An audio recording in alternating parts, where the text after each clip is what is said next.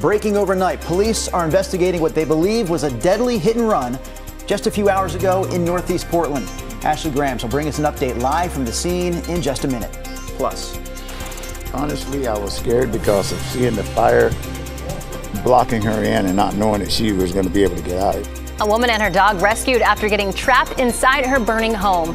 How a neighbor played a key role in her rescue. And later, what to do with China and Drew in Canby. And with an extra shot of adrenaline this time around, we are in Clackamas County, checking out the city of Canby for this new edition of What to Do with China and Drew, from the go-karts there to the flower fields to milking cows.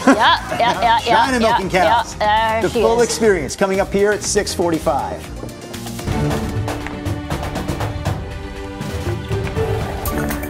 We actually have a lot going on for this 6 o'clock hour of Sunrise. Chris has a few traffic updates to get us caught up on in just a second. But Rodney, we're going to lead off with you, my friend. Weather's pretty simple, minus the fact that we've had drizzle being pretty consistent around the Columbia River and at times through downtown Portland this morning. Not really anything showing up on the satellite radar. There's a little speck showing up in Clackamas County. That could be the radar just picking up some drizzle from a low cloud. A couple of cameras. This is out in Wasco County, the Oregon Veterans Home camera in the Dalles. So that's pretty. That would be the moon up there, nice and bright, coming off of the full harvest moon. You can barely see Mount Hood there sticking up. Still breezy out there. It was a windy day yesterday, and you're at the airport in the Dalles right now reporting the northwest gust to 22. We have calm conditions. See the low cloud deck? So it's foggy in some spots this morning, and there's the drizzle report active out at the airport. 62 is the temperature. So it might be wet where you are in your neighborhood. Moving forward, this is a day that will show increasing sunshine into the afternoon. Mid-60s at noon. High temperature today 74. Here's Chris. Rod, Portland's busiest bridge with 160,000 plus cars a day. Luckily, they're not all using it right now. I-205 over the Glen Jackson is in pretty good shape. Quick check of the south side of town. This is I-5 near 217 in Tigard. That's rolling right along despite the little bit of drizzle that we've got out there. A couple of big traffic alerts, though, to pass along. I'm going to start off talking about this one out in Aloha now. Get a word of a serious crash on TV Highway. Right now, eastbound lanes are blocked near 198th. One westbound lane is also blocked. We don't have a lot of information on this, but the one camera I can show you is from 185th. Off in the distance, you can see some flashing lights. Guys, this is right near the Intel Aloha campus.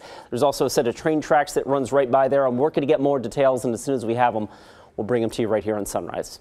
All right, Chris, we do want to get back to what's been our top story this morning. Portland police investigating after they say a woman was hit and killed by a car just a few hours ago. This happened in Northeast Portland around 2:30 this morning. That's where we find Ashley Grams. Ashley, last hour you told us that police closed a few roads for the investigation. How are things looking now?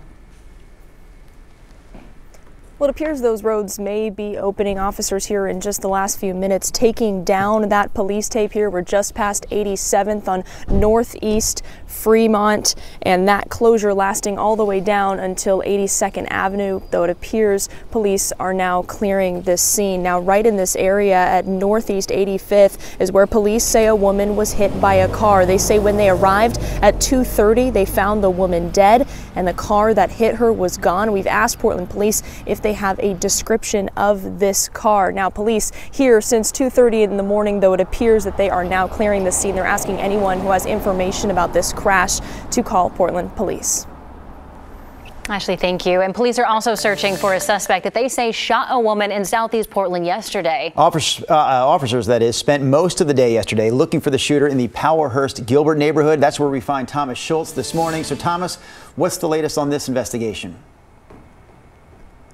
Yeah, well, guys, we're right here on Southeast 136 and Knight, and this is where police say the shooting took place. Now, check this out. Right down the block is a school. Two schools were on lockdown for all day yesterday. The shooting took place at 8:30 in the morning as police continued to search for a suspect. That person, police say, is still at large. Now, as part of the shooting, a woman was shot and taken to the hospital. She later died from her injuries. Police searched for the suspect, believed to be armed and dangerous, for more than 6 hours, even setting up a perimeter around these two schools.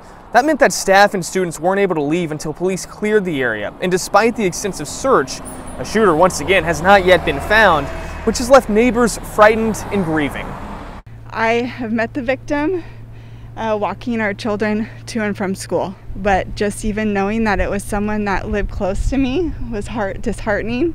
And then when I heard who it was, it just really makes me sad. Just awful. And police eventually lifted those shelter-in-place orders Tuesday evening.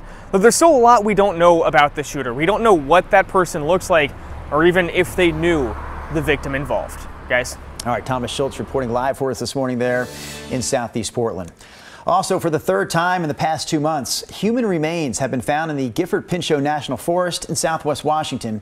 Officials believe they'll be able to identify 2 of the people, but they're still working to figure out the third. This past Saturday, the Skamania County Sheriff's Office found what it believes are the remains of 69-year-old John Hopkins from the Seattle area. He went missing in November of 2022. Earlier this month, a bear hunter found human remains near the Sawtooth Berry Fields. And last month, near the Big Lava Beds, a hiker found what are believed to be the remains of missing hiker Christopher Zidovitz. Being able to bring closure to a family and bringing somebody home, even if it's only a portion of them, I can't imagine what kind of relief and closure that they are able to experience. Officials say they have no reason to think that any of these cases are connected.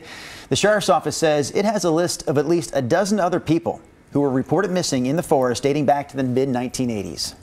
A woman and her dog are safe this morning after Portland Fire and Rescue saved them from a burning home in southeast Portland's Montavilla neighborhood. The fire started just before 11 a.m. yesterday near 84th and Alder.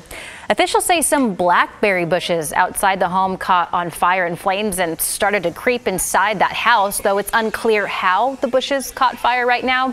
But a woman inside the home and her dog went into the bathroom in the basement, closed the doors, tried to escape the flames. Eventually, a firefighter was able to guide the 2 through the flames and out of the burning house. And this is what we do.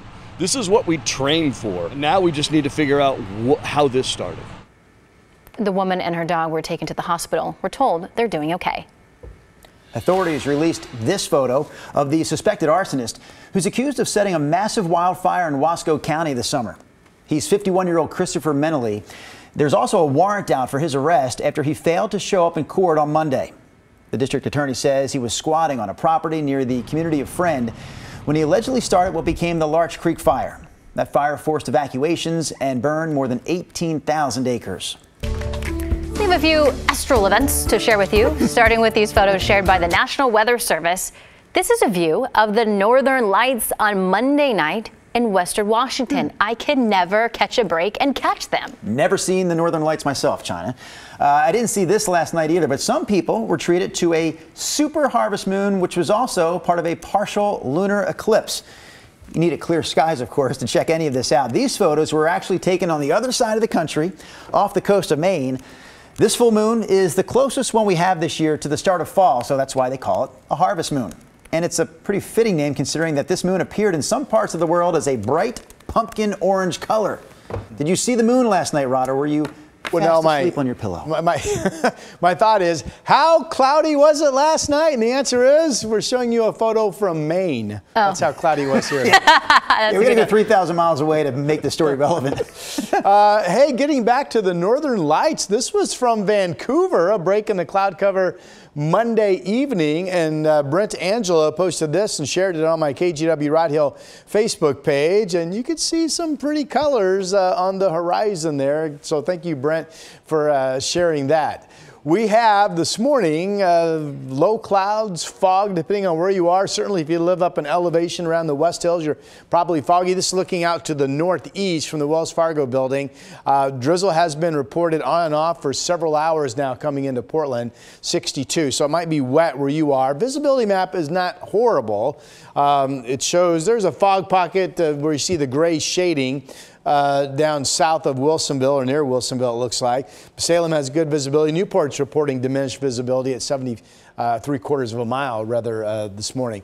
Temperatures, again, one of our data plots we use is not reporting this morning, so that's why you have all the vacant spots. It is 58 in Hillsboro and Wilsonville. It's 61 in Salem. It's 59 degrees up in McMinnville. Our forecast map Minus the drizzle we have going on this morning. This will be our classic morning clouds, increasing sunshine day, including at the coast where temperatures will be in the 60s, 70s up and down I-5. No shower chance out east today. First time in a while. You folks will be dry and mostly sunny. This shows Burns and John Day at 5 o'clock, each at 67. Nice day in Central Oregon as well. So we go 74. We go fog and low clouds again tomorrow to sun 73. Friday 70s. Some cloudiness expected this weekend, especially going into Sunday from a system passing us to the north, but we stay dry. The autumnal equinox, 5:43 local time Sunday morning. Summer will end, fall begins. We do have a sunny 84-degree Tuesday showing up.